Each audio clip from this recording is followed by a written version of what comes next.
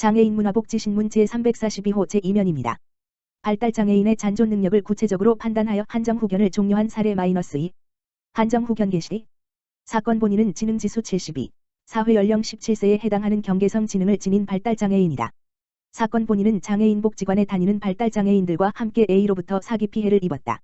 사건 본인의 모친은 사건 본인의 사기 피해 구제를 지원하기 위해 서울가정법원에 2018년 한정 후견 개시 심판을 청구하였고, 같은 해 10월 17일 한정 후견 개시 심판이 있었다. 사회복지사 자격 등록 거부. 사건 본인은 위 사기 피해를 겪으면서 본인보다 판단 능력이 더욱 부족한 발달장애인을 돕는 사회복지사가 되겠다는 목표가 생겼고, 2028 사회복지 전문학사 자격을 취득하였으며, 한국사회복지사협회에 사회복지사 2급 자격 등록 신청을 하였다. 한국사회복지사협회는 2021 79 피한정 후견인을 사회복지사 결격 사유로 두고 있는 사회복지사업법 제11조의 2 제1호에 따라 사건 본인에 대하여 사회복지사 자격심사 불합격 통지를 하였다. 한정 후견 종료 심판 청구.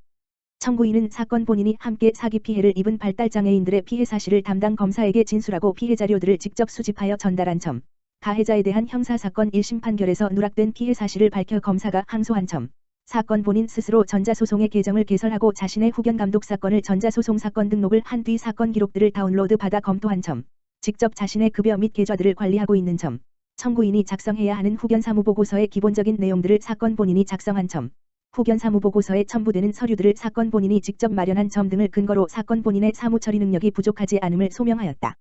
이에 서울가정법원은 2021 10-13 사건 본인에 대하여 한정 후견을 종료한다는 대상 심판을 하였다. 대상 심판은 후견 개시 원인의 소멸을 정신적 제약인 발달장애의 소멸로 판단하지 않고, 피후견인 본인이 지닌 구체적인 정신적 능력을 평가하여 후견인의 도움이 필요한 정도로 사무처리 능력이 부족한 것은 아니라고 판단하였다는 점에서 우리나라 성년후견제도 실무 개선에 크게 기여하였다. 본 기고문은 장애우권익문제연구가 장애인 차별 시정과 평등 실현을 위한 법원 판례 바꾸기 운동의 일환으로 배포한 첫 번째 자료집을 일부 편집하여 게재한 글입니다. 대쉬 편집자주 이북기업은행, 한국장애인고용공단과 장애인 채용지원. 이북기업은행, 은행장 윤종원, 한국장애인고용공단과 작년 10월 체결한 중소기업 장애인 채용 지원을 위한 업무협약의 후속 사업으로 141인 장애인 채용 캠페인을 추진한다고 4일 밝혔다. 이번 캠페인을 통해 두 기관은 장애인 채용 희망 중소기업에게 장애인 구인 서비스를 밀착 지원하며 장애인공단의 장애인 고용 컨설팅과 기업은행의 경영 컨설팅도 무료로 제공한다. 또한 장애인 채용 시 기업은행은 일자리 채용 펀드를 통해 1인당 100만 원의 금융비용을 지원하고 장애인 고용 우수기업으로 선정될 경우 금리 우대 대출 상품도 활용할 수 있다. 참여 신청 방법은 기업은행이 운영하는 중소기업 전문 취업 포털 아이원 자브 홈페이지에서 가능하며 참여 기업을 상시 모집한다. 이번 사업 첫 번째 장애인 채용에 성공한 한국국공국 주 관계자는 회사의 직무와 적합한 장애인 근로자 2명을 채용하는 데 큰 도움을 주셔서 감사하다며 앞으로도 더 많은 장애인과 함께 일하기 위해 노력하겠다고 말했다. 기업은행 관계자는 이번 캠페인을 통해 중소기업의 장애인 채용에 많은 관심을 기대한다며 지속적으로 유관기관과 협업하여 장애인에게 좋은 일자리 발굴 지원을 확대해 나가겠다고 밝혔다. 롯데관광개발 주 제주 드림타워 복합리조트 장애인고용공단과 함께 장애인 고용 첫 출발. 한국장애인고용공단 이사장 조향현 이하공단 롯데관광개발 주 제주 드림타워 복합리조트 이하 제주 드림타워와 함께 호텔을 컴패키지 관리원 별표 사인 직무를 개발하여 5명의 발달장애인을 채용으로 연계하였다. 공단은 장애인 고용 활성화를 위해 개발한 신직무를 제주 드림타워에 제안하였고, 제주 드림타워는 장애인 고용을 향한 강한 의지를 보였다.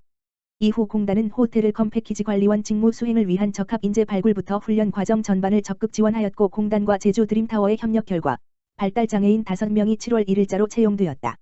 특히 이번 채용은 제주 드림타워가 2021년 11월 전면 개장한 이후 개업과 거의 동시에 처음으로 장애인을 고용하는 만큼 장애인이 호텔 서비스 분야의 새로운 직무를 원활하게 익힐 수 있도록 공단 제주 맞춤훈련센터에서 물결표 쌓인 6주간 맞춤 훈련을 진행하였다. 성공적인 이번 채용을 계기로 공단과 제주 드림타워는 올해 맞춤형 직무 개발을 통해 향후 추가 채용 및 직무 확대를 추진하고 있다. 김원아 고용개발원장은 공단은 장애인 맞춤형 신직무 개발 및 확산을 통해 장애인이 진출하기 어려운 산업 분야의 진입 장벽을 낮추고 있다며, 이번 제주 드림타워의 장애인 고용을 통해 전국 호텔에서 새로운 장애인 일자리 창출과 채용을 확대해 나가는 힘찬 시작이 되기를 바란다고 밝혔다. 제주시 장애인 전용 주차구역 임시표지 발급 추진. 제주시는 장애인 전용 주차구역 임시표지를 발급해 장애인 등 교통약자의 제주 여행 편의를 제공한다. 시는 교통약자가 제주 여행을 위한 렌터카 이용 시에 장애인 전용 주차구역에 주차할 수 있는 임시 자동차 표지를 발급하는 제도를 개선 시행하고 있다. 발급 대상은 기존 장애인 주차 표지를 발급받은 장애인으로 제주 여행을 위한 차량 단기 렌트 시의 거주지와 관계없이 전국 주민센터에서 렌터카 임차계약서 확인 후 유효기간을 정해 임시표지를 발급받을 수 있다. 기존에는 주민등록상 거주지와 실거주지가 다를 경우 장애인 임시주차 표지를 받기 위해 주민등록상 거주지에 방문해야 하는 불편함이 있었으나 전국에서 임시표지를 발급할 수 있도록 개선 시행되고 있다. 임시표지를 장애인 가족 등이 발급받아야 할 경우 장애인 본인 명의로 등록 계약한 서류, 본인 포함, 가족 등 렌트카 계약서, 장애인 복지 카드를 첨부하면 된다. 기타 자세한 사항은 가까운 거주지 및 방문지 읍면동 주민센터로 문의하면 안내받을 수 있다. 한편 장애인 전용 주차구역에서 비장애인 차량이 주차하거나 장애인 주차 표지가 있는 차량이더라도 보행장애인이 탑승하지 않은 경우 단속 대상이 된다.